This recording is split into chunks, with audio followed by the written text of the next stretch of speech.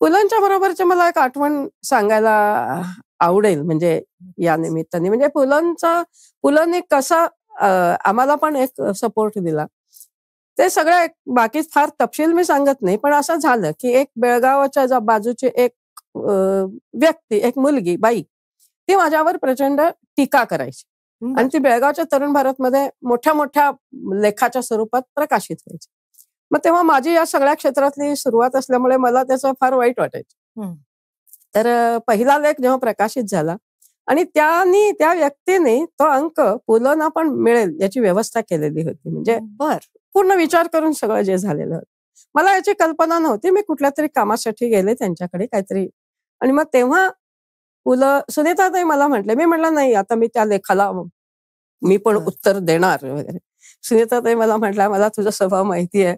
तू काय देऊ नकोस, गप्प बैस. तुझ्या कामाने काय उत्तर द्यायचं दे." हे सुनीताताईंच्या बरोबर झालं.